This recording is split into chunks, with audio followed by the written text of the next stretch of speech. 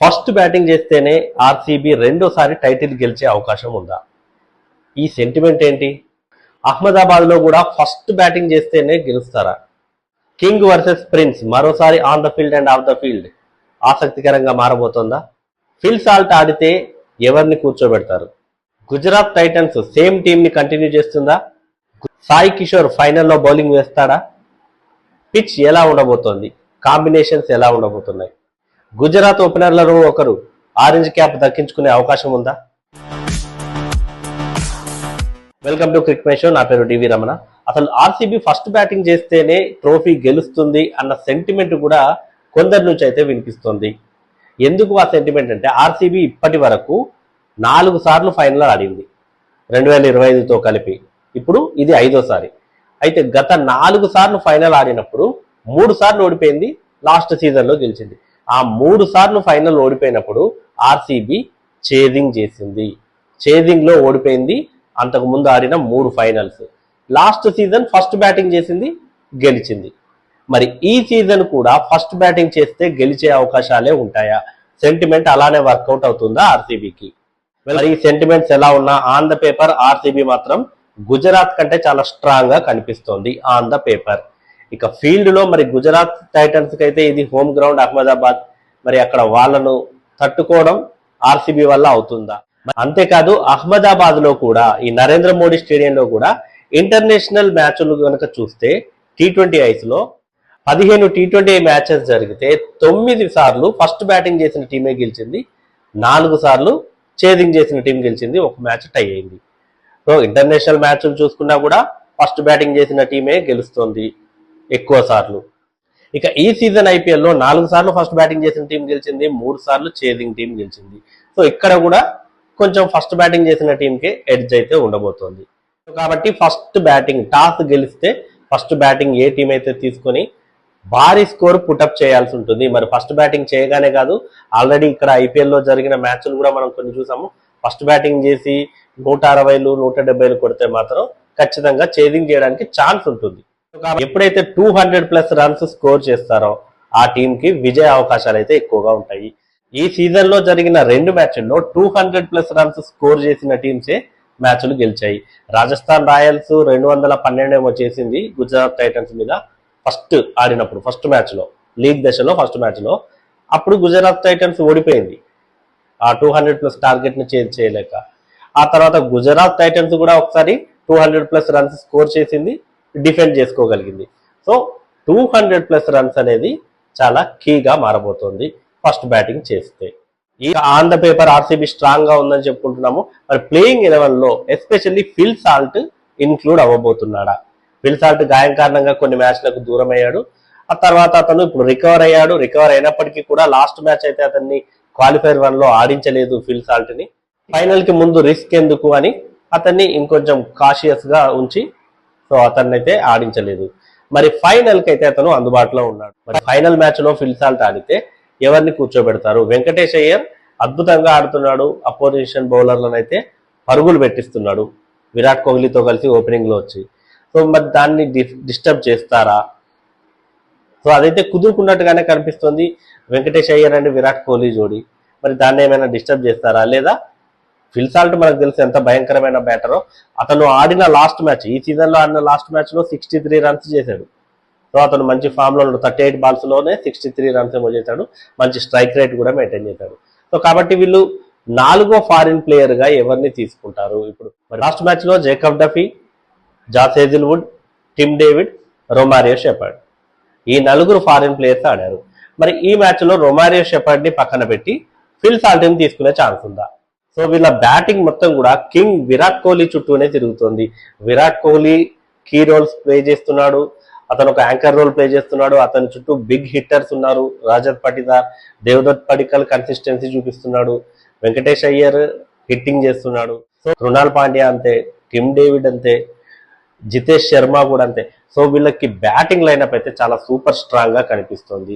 విరాట్ కోహ్లీ ఇప్పటికే 600 రన్స్ చేశాడు, ఒక సెంచరీ ఉంది, 4 హాఫ్ సెంచరీలు ఉన్నాయి.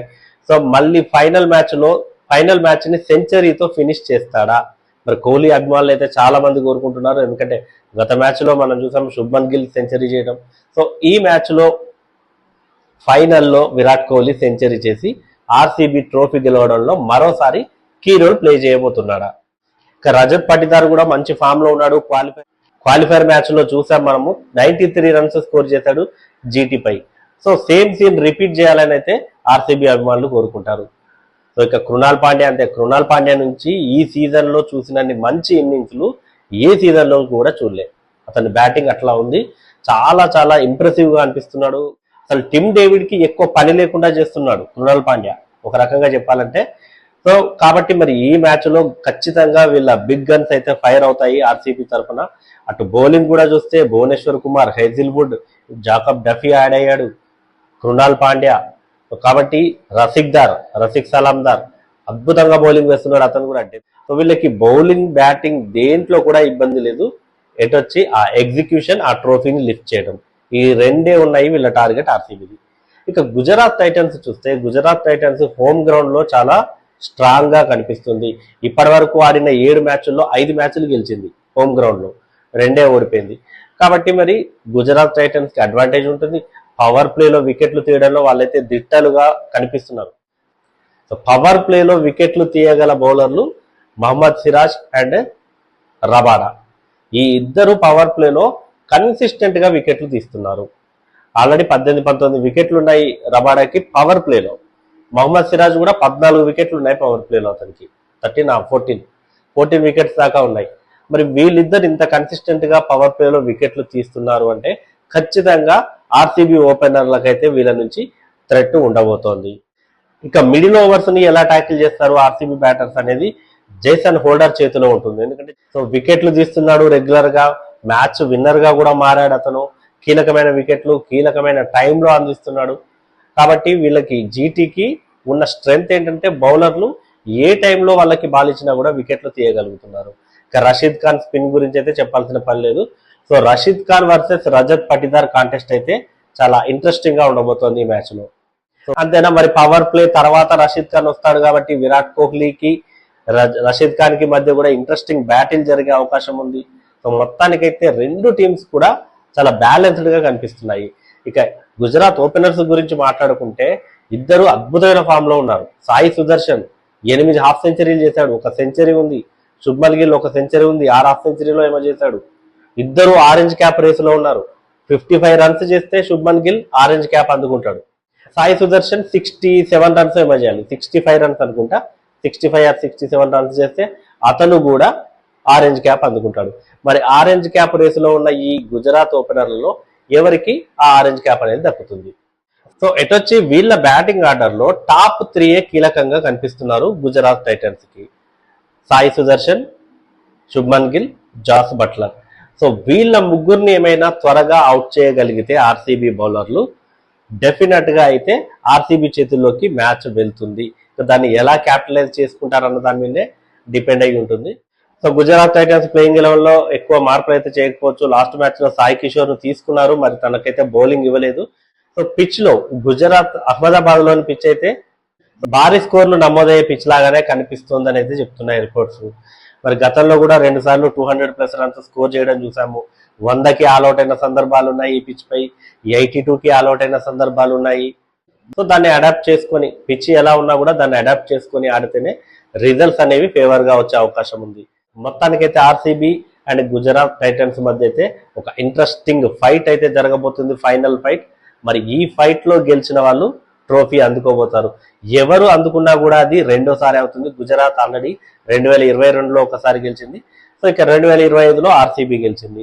ఆర్సీబీ కనుక బ్యాక్ టు బ్యాక్ ట్రోఫీలు అందుకుంటే రజత్ పటిదార్, ఎంఎస్ ధోని అండ్ రోహిత్ శర్మ పక్కన చేరుతాడు. ఎందుకంటే ఆ ఇద్దరు గతంలో వరుసగా 2 సార్లు ట్రోఫీ అందుకున్నారు.